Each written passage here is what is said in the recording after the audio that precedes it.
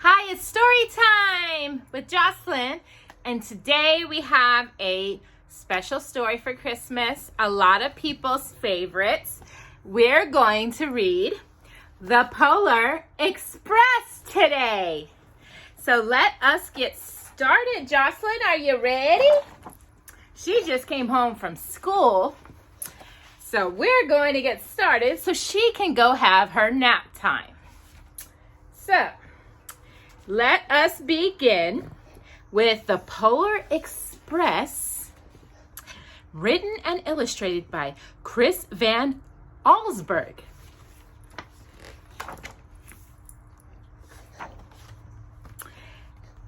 Oh, Christmas Eve, many years ago, I laid quietly in my bed. I did not rustle the sheets. I breathed slowly and silently, and I was listening for a sound. A sound a friend had told me I'd never hear. The ringing bells of Santa's sleigh. There is no Santa, my friend had insisted, but I knew he was wrong. Late that night, I did hear sounds, though not of ringing bells. From outside came the sounds of hissing steam and squawking metal. I looked through my window and saw a train standing perfectly still in front of my house.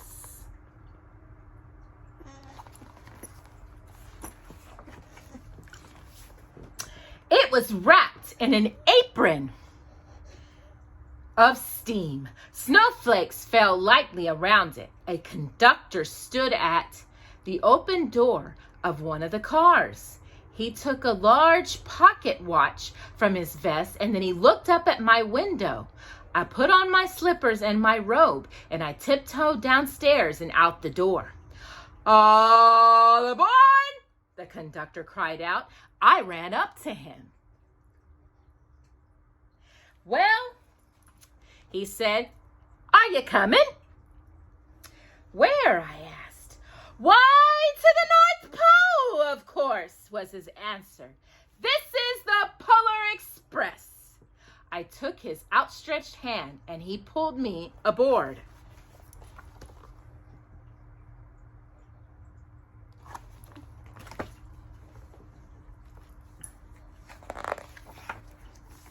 The train was filled with other children, all in their pajamas and their nightgowns. We sang Christmas carols and ate candies with nugget centers as white as snow. We drank hot cocoa as thick and rich as melted chocolate bars.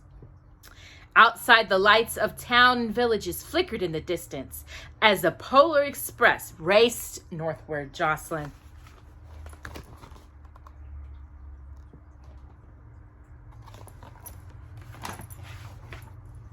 Soon, there were no more lights to be seen. We traveled through the cold and dark forests where lean wolves roamed and white-tailed rabbits hid from our train as it thundered through the quiet wilderness.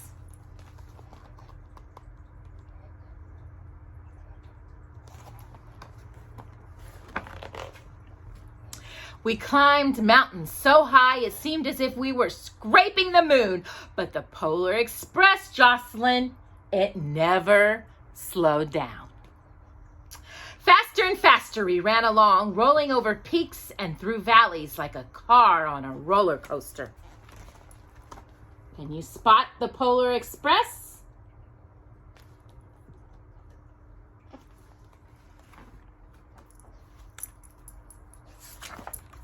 The mountains turned into hills, and the hills to snow-covered plains. We crossed a barren desert of ice, the great polar ice cap. Lights appeared in the distance. They looked like the lights of a strange ocean liner sailing on a frozen sea. "There," said the conductor, "is the North Pole."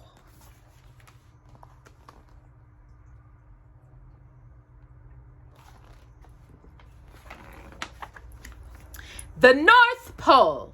It was a huge city standing alone at the top of the world, Jocelyn, filled with factories where every Christmas toy was made. At first, we saw no elves. They were gathering at the center of the city. The conductor told us that is where Santa will give the first gift of Christmas. Who receives the first gift? We all asked. The conductor answered, he will choose one of you.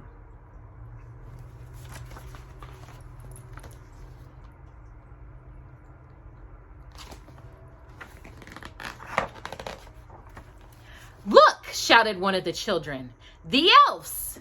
Outside we saw hundreds of elves as our train drew closer to the center of the North Pole.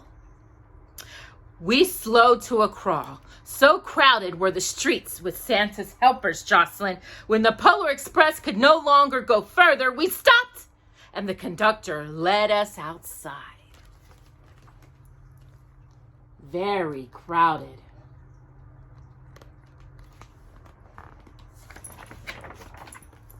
We pressed through the crowd to the edge of a large open circle. In front of us stood Santa's sleigh.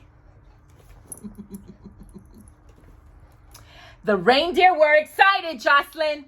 They pranned and they paced, ringing the silver sleigh bells that hung from their harness. It was a magical sound, like nothing I'd ever heard. Across the circle, the elves moved apart and Santa Claus appeared. The elves cheered wildly. He marched over to us and pointed to me and said, let's have this fellow here.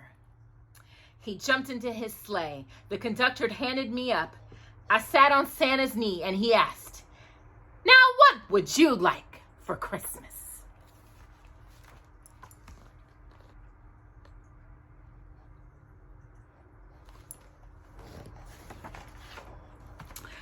I knew that I could have any gift I could imagine, but the thing I wanted most for Christmas was not inside Santa's giant bag.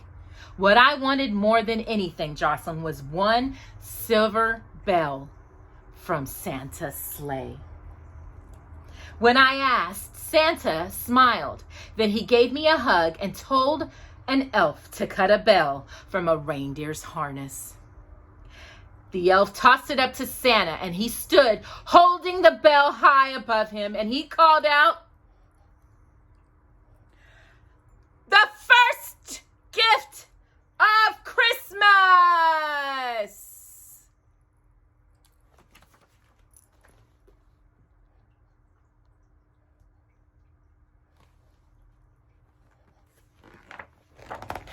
A clock struck midnight as the elves roared their approval, and Santa handed the bell to me.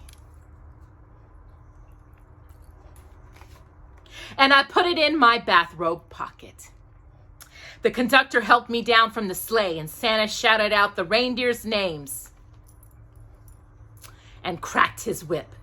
His team charged forward and climbed into the air, and Santa circled once above us, then disappeared in the cold, dark polar sky. Ho, ho, ho! Merry Christmas!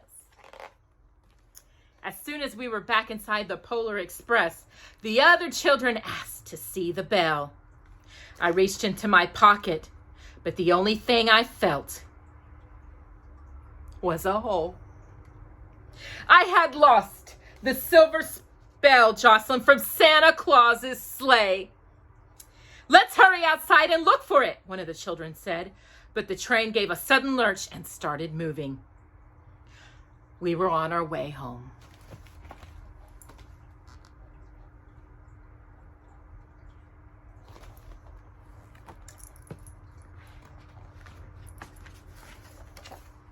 It broke my heart to lose the bell. When the train reached my house, I sadly left the other children. I stood at my doorway and waved goodbye. The conductor said something from the moving train, but I couldn't hear him. What? I yelled out. He cupped his hands around his mouth. Merry Christmas! He shouted. The Polar Express let out a loud blast from its whistle and it sped away.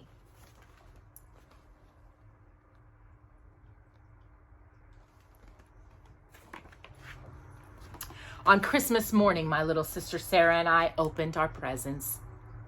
When it looked as if everything had been unwrapped, Sarah found one last small box behind the tree. It had my name on it. Inside was the silver bell. There was a note. Found this on the seat of my sleigh. Fix that hole in your pocket. Signed, Mr. C. I shook the bell, and it made the most beautiful sound my sister and I had ever heard. But my mother said, "Oh, that's too bad." "Yes," said my father. "It's broken." When I had shaken the bell, my parents had not heard a sound.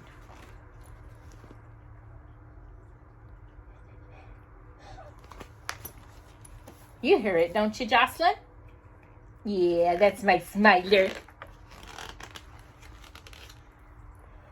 And this is Jocelyn's special bell that she got for Christmas one year.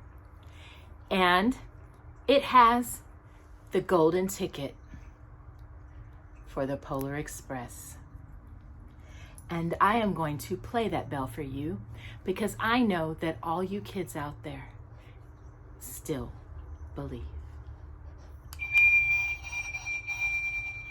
At one time, most of my friends could hear the bell, but as years passed, it fell silent for all of them. Even Sarah found one Christmas that she could no longer hear its sweet sound. Though I've grown old, the bell still rings for me, as it does for all who truly believe. Yes, we do. We truly believe in the magic of Christmas because it's Jesus' birthday. I hope you enjoyed the story of the Polar Express and Jocelyn's special bell.